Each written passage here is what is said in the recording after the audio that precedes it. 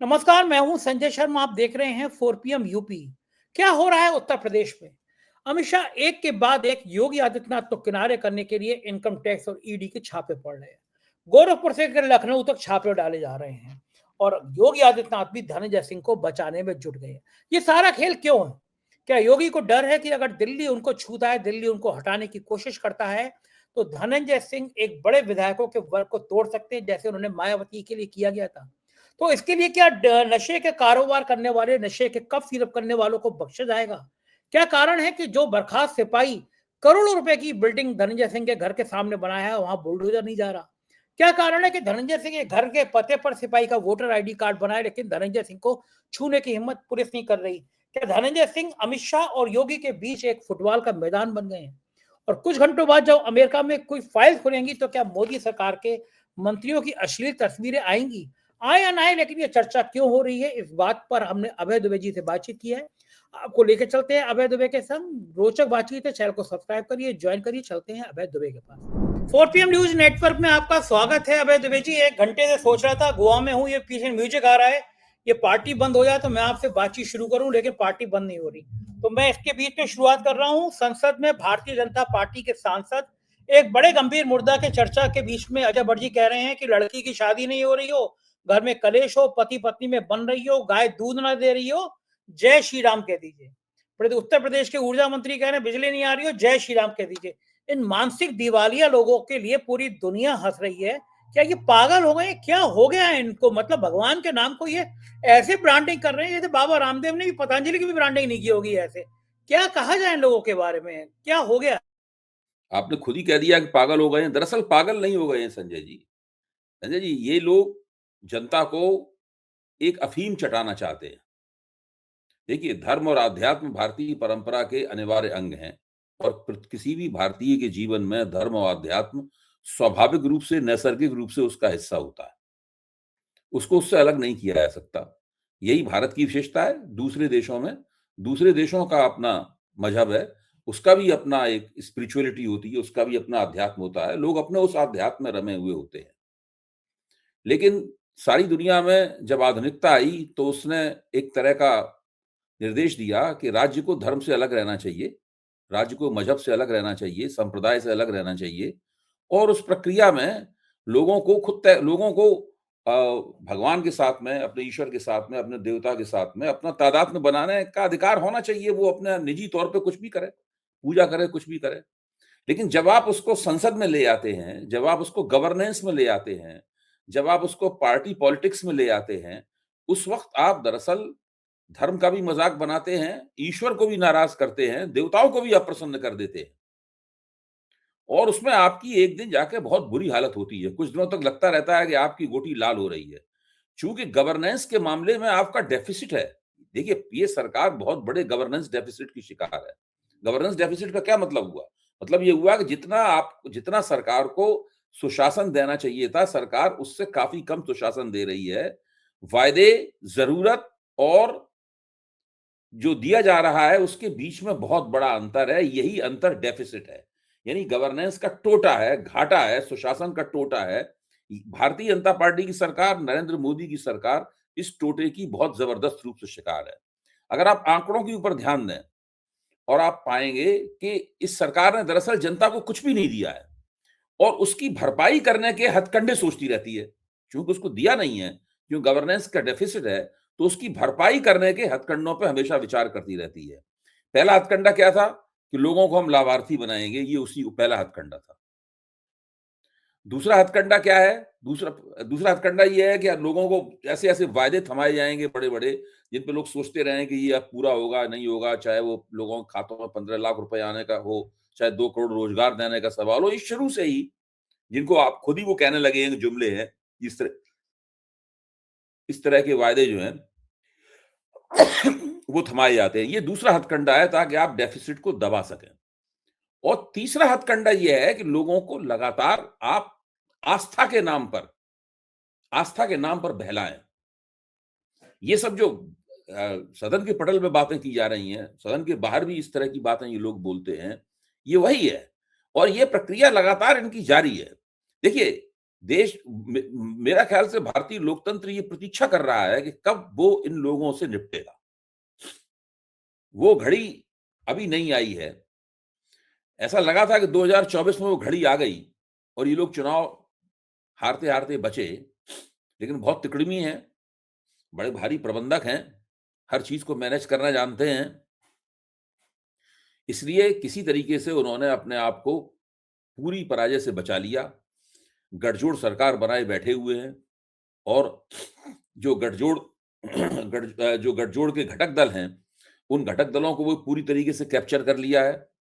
चुनाव आयोग को कैप्चर कर लिया है। राहुल गांधी ने अभी जो इस सत्र में जो भाषण दिया था चुनाव चुनाव सुधारों के ऊपर, वो ऐतिहासिक भाषण था, मैं आपको बताऊं। उस भाषण में उन्होंने कहा था कि इन लोगों ने किस तरीके से लोकतांत्रिक संस्थाओं को अपने शिकंजे में कर लिया है और उन्हें अपने राजनीतिक मकसद से इस्तेमाल कर रहे हैं।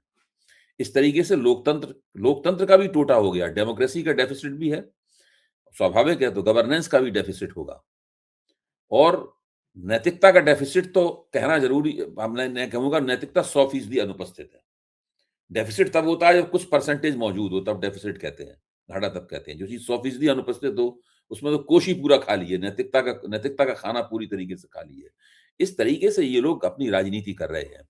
अब आप सोचिए कि ये लोग जो कह रहे हैं कि आप कुछ भी संकट आया तो जय श्री राम बोल दीजिए, ये इनका काम नहीं है, इसलिए नहीं चुने गए हैं। जनप्रतिनिधि क्यों चुना जाता है? जनप्रतिनिधि इस प्रकार की बेहुदा बातें करने के लिए चुना जाता है? नहीं, जनप्रतिनिधि इस तरह की बेहुदा बातें करने के लिए नहीं चुना जाता। जनप्रतिनिधि का काम होता है कि वो जनता की रोजमर्रा की दिक्कतों को दूर करें। अगर गाय दूध नहीं दे रही है तो उसको ये व्यवस्था करें कि उसको पशुओं के डॉक्टर के पास ले जाया जाए और पशुओं के डॉक्टर इसकी जांच करे कि गाय दूध क्यों नहीं दे रही। इसलिए नहीं कि गाय के मारे से कहें कि आप उसके सामने जय श्री राम बोलो खड़े होकर। अगर बिजली नहीं आ रही है तो जय श्री राम कहने से बल्ब नहीं जल जाएगा, बिजली की सप्लाई की व्यवस्था करनी पड़ेगी। और ये हर चीज को कहते हैं कि जय श्री राम बोल दो, इस तरीके से नहीं होता है। अगर जय श्री राम, और ये लोग जय श्री राम बोलने से चुनाव नहीं जीत पाएंगे। अगर जय श्री राम बोलने से चुनाव जीतते तो उन्होंने तो राम मंदिर की प्राण प्रतिष्ठा की थी। उन्होंने उत्तर प्रदेश में राम मंदिर की प्राण प्रतिष्ठा की थी, क्या हुआ? चुनाव तो हार गए ना वहां पे। आप इन्होंने जय बजरंगबली कर्नाटक में बोला था, नरेंद्र मोदी ने खुद मंच पर खड़े होकर चिल्लाते थे जय बजरंगबली जय बजरंगबली। चुनाव हार गए वहां पर। इन चीजों का चुनाव जीतने हारने से कोई संबंध नहीं होता। ये दरअसल दो चुनावों के बीच में जो 5 साल की अवधि होती है, जिसमें चुनी हुई सरकार की जिम्मेदारी होती है कि लोगों को सुशासन दे, गवर्नेंस दे, उस अवधि के दौरान इनको क्या करना चाहिए, क्या नहीं करना चाहिए, इसके बारे में बोलने की बजाय जो नहीं किया है उसको छिपाने के लिए इस प्रकार की बातें की जाती हैं और इस बात को जनता अच्छी तरीके से समझती है। इन लोगों के ऊपर लोग हंसते हैं, इन्हें पता नहीं है कि एक दिन यही जनता की हंसी बहुत ही विकराल बन जाएगी और बिजली की तरह इन लोगों के ऊपर गिरेगी और वो दिन बहुत ज्यादा दूर नहीं है। बिल्कुल ठीक कह रहे हैं। इस बीच में अमेरिका की जो फाइल्स खुल रही है उसमें मंत्रियों के नाम आएंगे, ऐसी चर्चा सोशल मीडिया पर है। मैं कह रहा हूँ नाम आए या नहीं आए, लेकिन इतने शक के बादल क्यों गहरा रहे हैं? लोग क्यों मान रहे हैं कि नाम आएंगे? यानी लोगों के मन में धारणा है कि मोदी सरकार के मंत्री कुछ अय्याशी कर रहे हैं। ऐसी धारणा क्यों बनती है और क्यों, अगर आ गए नाम तो क्या होगा? मेरा कहना यह है, सारे देश में प्रचार हो रहा है, रोज नए नए वीडियो बन रहे हैं, हजारों लाखों लोग उन वीडियो को देख रहे हैं, आम लोगों के बीच में भी चर्चा है। अच्छा, इस चर्चा का जो उद्गम है, यानी जहां से चर्चा फूटी है, वो उद्गम है यूनाइटेड स्टेट्स ऑफ अमेरिका। वहां से एप्स्टीन नाम का एक फाइनेंसर था वहां पर। उस फाइनेंसर के ऊपर आरोप लगे कि वो कम उम्र नाबालिग बच्चों के साथ में उनका मॉलेस्टेशन, उनके साथ यौन दुराचरण करता था। अच्छा, साथ में वो बहुत बड़े-बड़े नेताओं और बहुत बड़े-बड़े अमीर लोगों को, बहुत ही रंग रुतबे वाले आदमियों की यौन संतुष्टि का इंतजाम भी करता था। अच्छा, चर्चा में वो इसलिए आया एप्स्टीन क्योंकि डोनाल्ड ट्रंप जो मौजूदा राष्ट्रपति हैं, जो कि नरेंद्र मोदी के परम मित्र हैं, my friend Donald, my friend Modi, ऐसा होता रहता है दोनों के बीच में, उनके परम मित्र हैं। राष्ट्रपति डोनाल्ड ट्रंप का नाम उसके अंदर एप्स्टीन की जो फाइलें हैं उनके ऊपर उनमें आया हुआ है। फिर वो डिस्ग्रेस हुआ, अब उसका देहांत हो चुका है एप्स्टीन का, जेल भी गए थे वो, उनका देहांत हो गया है एप्स्टीन का। तो अब यहां तक कि नेटफ्लिक्स के ऊपर एप्स्टीन के ऊपर पूरा एक डॉक्यूमेंट्री फिल्म आ चुकी है। अगर कोई चाहे तो नेटफ्लिक्स पे देख सके, एप्स्टीन फाइलों के ऊपर पूरी डॉक्यूमेंट्री फिल्म मौजूद है। उसमें वो तमाम दृश्य, शुरू में क्षमा मांगी गई है उस फिल्म में कि बच्चों के साथ जो यौन दुष्कर्म किया जाता है, उस तरह के यहाँ पे दृश्य होंगे। उसके लिए हम चाहते हैं कि लोगों को पहले से हम चेतावनी दे दें कि ये दृश्य उनमें देखने को मिलेंगे, और हम लोग उसके लिए क्षमा मांगते हैं। ये क्षमा मांगी गई है उसके अंदर। अब उसमें भारत के सत्ताधारियों का कोई व्यक्ति, भारत के सत्ता प्रतिष्ठान का कोई व्यक्ति, वो भी एप्स्टीन फाइल्स में उसका भी जिक्र है। वो व्यक्ति एक है, किस पद पे व्यक्ति है, 2 हैं, 3 है कि 5 हैं, केंद्र सरकार का व्यक्ति है, ब्यूरोक्रेसी का व्यक्ति है, या राज्य सरकारों का व्यक्ति है, मुख्यमंत्री के स्तर का है, कौन से स्तर का है, कौन जाने। अब ये नरेंद्र मोदी की जिम्मेदारी बनती है कि उनके जो मित्र डोनाल्ड ट्रंप हैं, वहां से ये बात शुरू हुई है। तो अब वो तो डोनाल्ड ट्रंप से कह के इस बात की सफाई करवा सकते हैं। भाई हम लोग चिंतित हैं, नरेंद्र मोदी इसके लिए बिल्कुल चिंतित नहीं है। आप सोचिए, हम और आप बैठे यहां चर्चा कर रहे हैं, चिंतित हैं।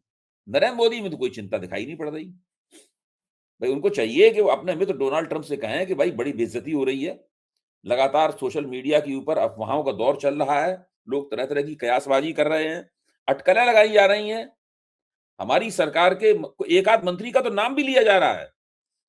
संजय जी, क्या आप चाहते हैं कि मैं उस मंत्री का यहां नाम लूं? मैं उस मंत्री का नाम नहीं लेना चाहता। आप भी उस मंत्री का भी नाम नहीं लेंगे जब तक कि हमें कोई प्रमाण ना मिल जाए या कोई विश्वास ना हो। मुझे तो नाम पता है उनका।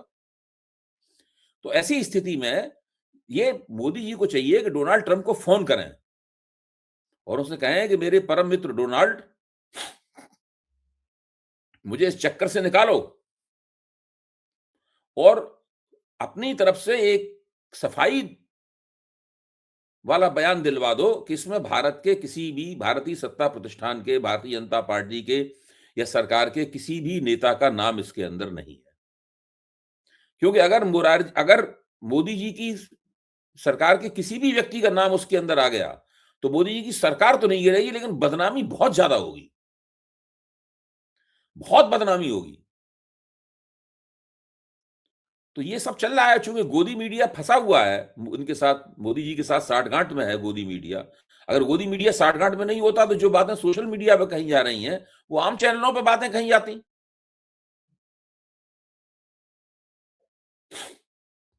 भाई डोनाल्ड ट्रंप के एप्स्टीन से संबंध है, ये बिल्कुल सिद्ध है।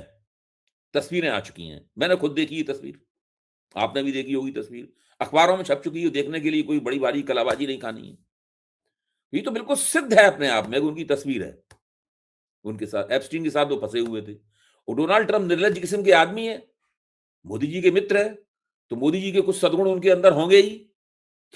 तो ऐसी स्थिति में डोनाल्ड ट्रंप कहते हैं कि this is not a big deal. जब वो प्रमाण सामने आते हैं तस्वीरों के रूप में, तो डोनाल्ड ट्रंप कहते हैं this is not a big deal. या तो मोदी जी भी कहते हैं कि मुझे कोई परवाह नहीं है, और वो मंत्री भी कहते हैं इनका नाम चर्चा चल रही है इनकी। भारत का समाज स्वीकार कर लेगा कोई मंत्री अमेरिका में अय्याशी करे जाके और उसका नाम आ जाए और कह दे कोई बड़ी डील नहीं है? तो भारतीय समाज और जो भक्त है, जो जिनके दिमाग में गोबर भरा है, वो भी स्वीकार कर लेंगे क्या इस बात को? देखिए, मोदी जी की सरकार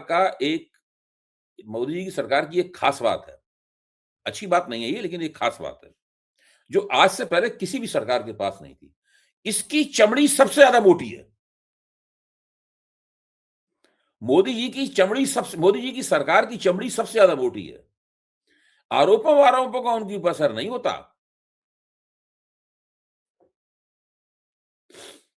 मतलब आपका कहना है कि अगर कोई भी फोटो आ गए, कोई भी वीडियो आ गया, कोई भी रंगीन तस्वीरें आ गई, अय्याशी के फोटो आ गए, तो सरकार पर कोई फर्क नहीं आप पड़ेगा? देखिए, मतलब उसके बाद भी काफी दिन तक चुप्पी रहेगी। फिर मोदी जी आपस में सोचेंगे, जितना मामला खींचा जा सकेगा उतनी दूर तक खींचेंगे।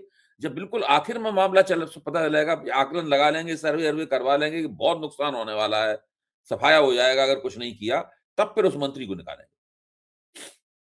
अच्छा, ये तब जो भी मंत्री इस नेतृत्व प्रकार का वक्तव्य देके निकलेगा कि मेरे खिलाफ साजिश की गई है, लेकिन सार्वजनिक जीवन में चूँकि मैं नहीं चाहता कि मेरी वजह इस वजह से सरकार को कोई दिक्कत हो, इसलिए मैं इस्तीफ़ा देता हूँ, लेकिन मेरे खिलाफ साजिश है, ये सब है, इसकी जाँच होनी चाहिए, ये वो फलाना-ढिकाना, इस प्रकार की बातें करते हुए, सफाइयाँ देते हुए, ये सब काम करेंगे।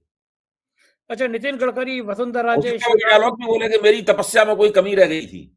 वो मंत्री भी ये डायलॉग बोले कि मेरी अच्छा, तपस्या नितिन में कोई कमी रह गई थी, कमी इसलिए रह गई मेरे थी। खिलाफ ये साजिश हो रही है। अच्छा, नितिन गडकरी, वसुंधरा, शिवराज सिंह चौहान, योगी आदित्यनाथ, इनके मन में क्या चल रहा होगा? तस्वीर आए या नहीं आए? क्या लग रहा होगा आपको? बिल्कुल, मेरे ख़्याल से ये लोग तो सोच रहे होंगे कुछ होना चाहिए। भाई जब कुछ होगा तभी तो बर्फ़ टूटेगी, तभी तो मौजूदा निज़ाम जो है वो हिलेगा। अभी तो चुनाव जीतने के कारण 4 4 चुनाव 4 चुनाव जीतने के कारण ऐसा लग रहा है कि बर्फ़ फिर से जम गई है और मोदी जी उस बर्फ़ के ऊपर स्केटिंग कर रहे हैं। सही कह रहे हैं। उधर कमाल के लोग हैं, गिरिराज सिंह सांसद जी, वो कह रहे हैं नीतीश कुमार ने कोई गलत काम नहीं किया है। लड़की नौकरी से मना करे या जहन्नुम में जाए।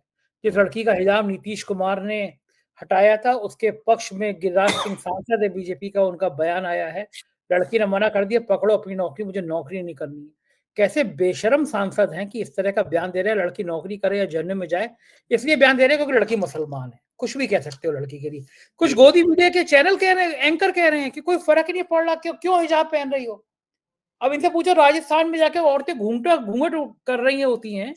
कोई अगर कांग्रेस का नेता किसी राजस्थान की महिला का, हिंदू महिला का घूंघट उतार देता, तो ये गोदी मीडिया के एंकरनियां ऐसी ऐसी विलाप कर रहे होते, तब क्या होता देश में। देखिए, जैसा कि नीतीश कुमार के बारे में कहा जाता है और कभी-कभी उनका आचरण भी ये दिखाता है कि वो कभी-कभी अचानक वो असंतुलित हो जाते हैं और उनके हाव-भाव और उनकी चेष्टाएँ जो है ना, वो पटरी से उतर जाती हैं।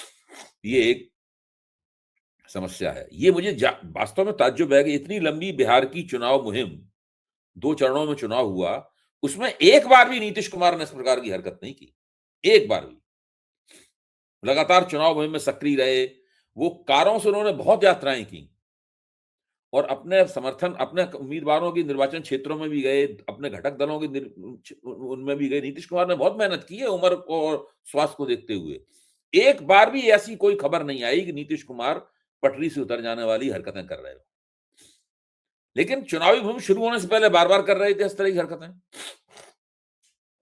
जैसी सरकार बनी फिर करने लगे। क्या उन्होंने इस बीच में कोई इंजेक्शन ले लिया था खास तरह? कल मैं अपने घर में इस बात को चर्चा कर रहा था, तो मुझे बताया गया कि हो सकता है कोई इंजेक्शन इस तरह का बना हो। तो जब वो इंजेक्शन लेते हों, जब इंजेक्शन के प्रभाव में रहते हों, तब इस तरह की हरकतें ना करते हों। जब इंजेक्शन लेने में देर हो जाती हो, 2 इंजेक्शन लेने में, खुराक लेने में गैप हो जाता हो, तब वो इस तरह की हरकतें करने लगते हों। भाई कम से कम जो अकल अकल में मेरी समझ में आती है, उनकी जाँच तो अभी हुई नहीं है। कोई मेडिकल बुलेटिन तो आज जारी किया नहीं गया है, इसको पढ़ के हम लोग किसी निर्णय पे पहुँचे। इतना बड़ा नेता है, ऐसा लगता है कि अनंत काल से बिहार का मुख्यमंत्री बना हुआ है, तो उसकी उसके स्वास्थ्य की जाँच होनी चाहिए, उसका मेडिकल बुलेटिन जारी होना चाहिए। बिल्कुल ठीक है, और एक बड़े गंभीर मुद्दे पे मैं आपसे चर्चा करना चाह रहा हूँ। कल भी हम लोगों ने चर्चा करी थी। उत्तर प्रदेश में कफ सिरप का हज़ारों करोड़ का खेल, और अंबानी के चैनल तक पे खबर आई है, नेटवर्क 18 पर, न्यूज़ 18 पर, उसपे लिखा है नशीले कफ सिरप की कमाई से टेरर फंडिंग। बांग्लादेश के इस्लामिक संगठन से जुड़े तार, हवाला ऑपरेटर की तलाश में जुटी ईडी। दैनिक जागरण जैसे गोदी मीडिया के अखबार में भी है, कफ सिरप मामले में हवाला के जरिए टेरर फंडिंग की आशंका, खाड़ी देशों बांग्लादेश से जुटाई जा रही है सूचनाएं। जी, धनंजय सिंह के करीबी लोग जेल में पहुंचा दिए गए। धनंजय सिंह के घर के पते पर एक सिपाही, बर्खास्त सिपाही का एड्रेस उनके वोटर आईडी कार्ड पर। धनंजय सिंह के घर के सामने करोड़ों रुपए का बंगला। इससे ज्यादा धनंजय सिंह की सीरीसी गाड़ी के नंबर पर ड्रग्स का ये कारोबार, ये नशीली दवाओं के रूप में कफ सिरप कारोबार करने वालों का नाम वही सीरीज। इससे ज्यादा क्या और सबूत चाहिए। धनंजय सिंह को खुलेआम पुलिस का, एसटीएफ का संरक्षण बच्चा बच्चा जानता है। योगी आदित्यनाथ के करीबी हैं, वो जानते हैं। लेकिन अब अमित शाह ने भी काम शुरू कर दिया। गोरखपुर में इनकम टैक्स के छापे पड़ रहे हैं, ईडी के छापे पड़ रहे हैं। क्या लगता है कि मोदी से योगी सरकार पूरी अपनी सरकार दांव पर लगाकर, पूरी सरकार अपनी साख दांव पर लगाकर धनंजय सिंह को बचा रही है, सिपाहियों को बचा रही है। लोग कह रहे हैं कि केवल एक जाति विशेष के हैं लोग ये, जो मुख्यमंत्री के सजाती हैं, तो उन्हें चिंता ही नहीं है कि अमित शाह क्या कर रहे हैं, उनकी ईडी क्या कर रही है, इनकम टैक्स क्या कर रहा है। और सबसे गंभीर बात यह अभय द्विवेदी, कि अब तो गोदी मीडिया के अखबार और चैनल भी लिखने लगे कि इसके तार हजारों करोड़ का खेल है, करोड़ों करोड़ रुपए की गाड़ियां दिल्ली के केंद्रीय मंत्री को देने की खबर आ रही है। धनंजय सिंह को शोरूम पे जा रहे हैं, गाड़ी नाम किसी और की है, गाड़ी रिसीव कर रहे हैं धनंजय सिंह, उस गाड़ी से करोड़ों रुपए घूम रहे हैं धनंजय सिंह, लेकिन पूरी सरकार धनंजय सिंह को बचा रही है। अमित शाह निपटाने में लगे हुए हैं, इनकम टैक्स ईडी के छापे पड़ रहे हैं। उत्तर प्रदेश में क्या कोई बहुत बड़ा राजनीतिक भूचाल आने वाला है? अमित शाह और योगी की खुलेआम जंग क्या इशारा कर रही है? मुझे लगता है कि एक बड़ी बगावत शायद उत्तर प्रदेश से फिर हो सकती है। आपका क्या मानना है? देखिए, उत्तर प्रदेश में जो हो रहा है, उसका भारतीय जनता पार्टी को एक बार लोकसभा चुनाव में बहुत नुकसान हो चुका है। अच्छा, और भाजपा ने अपनी तमाम रणनीतिक कुशलता और इन तमाम बातों के बावजूद अभी तक उस तरह के नुकसान के अंदेशों को खत्म नहीं कर पाया है। भारतीय जनता पार्टी आज भी उसी तरह के नुकसान के अंदेशों का सामना कर रही है। योगी आदित्यनाथ मोदी जी के और भाजपा के और राष्ट्रीय स्वयंसेवक संघ के हलक में अटके हुए हैं। वो ना उन्हें उगलते बन रहे हैं, ना वो निकलते बन रहे हैं। अब इस वक्त एसआईआर के जरिए एक खास तरह की तिकड़म की जा रही है। मुझे उस तिकड़म के बारे में अच्छी जानकारी है और मैं इस बात को, लेकिन वो विश्लेषणात्मक फ्रेमवर्क है उसका, जिसके अंदर बात को समझना पड़ेगा।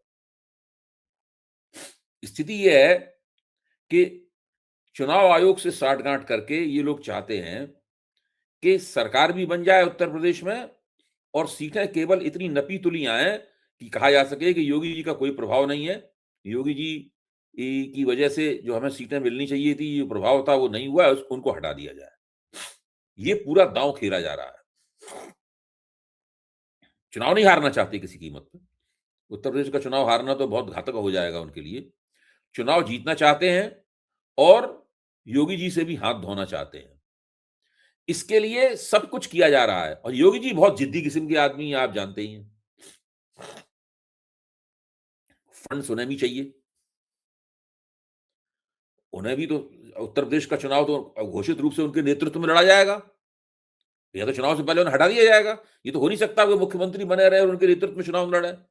उनके लड़ा जाएगा। उनके और लोकसभा चुनाव में तो उनके कहने पे एक टिकट नहीं दिया गया था, लेकिन ये तो नहीं हो सकता कि विधानसभा चुनाव में उनके कहने पे कोई टिकट ना दिया जाए। तो उनके कहने पे भी बहुत से टिकट दिए जाएंगे।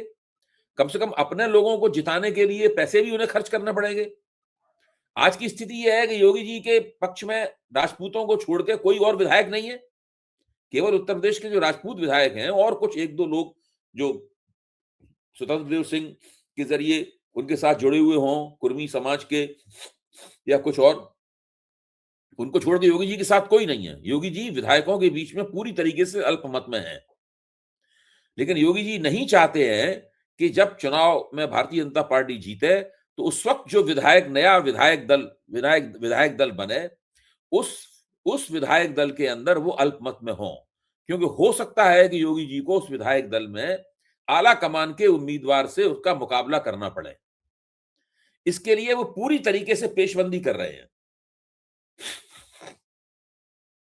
लेकिन ये जो और अमित शाह डंडा उनकी पेशबंदी अमित दिखाई शाह पड़ रही है। ये कहना है कि 4 करोड़ वोट काट दिए गए उस पेशबंदी का हिस्सा है। और वो धनंजय सिंह को तमाम आरोपों के बावजूद और बदनामी के खतरे के बावजूद धनंजय सिंह को बनाए हुए हैं और उनको बचा रहे हैं, उनका बचाव कर रहे हैं। ये भी उसी पेशबंदी का हिस्सा है। आप खुद ही कह रहे हैं कि धनंजय सिंह इस तरह के धंधे में है जिसमें करोड़ों रुपए का ब्लैक मनी जनरेट हो रहा है। ये ब्लैक मनी निश्चित रूप से उत्तर प्रदेश की जो उत्तर प्रदेश का जो चुनावी अर्थशास्त्र है, चुनावी इकोनॉमी है, इलेक्टोरल इकोनॉमी है, उसके अंदर ये रुपया बहेगा उसके अंदर। और ये अमित शाह के उम्मीदवारों के लिए नहीं है रुपया, योगी आदित्यनाथ के उम्मीदवारों के लिए रुपया है ये। मुझे तो आज एक मित्र मेरे कह रहे थे कि अगर ऐसी स्थिति आती है, योगी को हटाने की स्थिति आती है, तो विधायकों को खरीद फरोख्त करनी पड़ेगी। धनंजय सिंह एक बार पहले भी मायावती सरकार में कर चुके हैं। तो ये जो करोड़ों रुपए धनंजय सिंह इकट्ठा कर रहे हैं, वो विधायक मैनेज हो, अगर योगी को हटाने की कोशिश की जाए, कि ये संभव है, ये बात हो सकती है? देखिए, इतने कम दिन रह गए हैं उत्तर प्रदेश के चुनाव को। अब अगर वो योगी आदित्यनाथ को हटाया जाता है तो रणनीतिक रूप से बहुत नुकसानदेह कदम होगा भाजपा के लिए। उससे पूरी की पूरी भाजपा की सरकार बनाने की संभावना भी उस वो डैमेज हो जाएगी, वो खत्म हो जाएगी। तो अभी तो उनको हटाया नहीं जाएगा। मेरा अपना आकलन ये है। उनको हटाने का कोई मतलब नहीं है अभी। उनको अब चुनाव उनको मुख्यमंत्री पद पर आसीन रहेंगे और चुनाव लड़ा जाएगा। चुनाव वही खेल है, जो कुछ अगर कोई खेल होना है तो उसी जगह खेल होगा। सरकार भी बननी है, भाजपा का लक्ष्य ये है कि सरकार भी बननी है और योगी को कतर भी देना है। उनकी वापसी टिकट उनका गोरखपुर के लिए काट देना है। बड़ी कठिन ये है पूरी हो रही और योगी जी इस बात को जानते हैं। योगी जी ये ना हो पाए इसके लिए हर काम कर रहे हैं। मैं तो मानता हूं उनका वो 4 करोड़ वोट काटने वाला बयान और धनंजय सिंह को बचाने की उनकी कोशिश, ये सारी चीजें योगी जी का जो अपना प्लान है, जिसमें बचाव भी है और आक्रमण भी है, डिफेंस भी है और ऑफेंस भी है उस प्लान में, ये पूरे उस प्लान का हिस्सा है। बड़ी बड़ी कठिन है डगर पनघट की। बहुत बहुत शुक्रिया अभय जी, आपने मुझे इतना समय दिया बातचीत की। Thank you. ये तो अभय दुबे जी, पूरी बातचीत आपने सुनी, कैसी लगी बातचीत बताएगा जरूर। शुक्रिया, थैंक यू।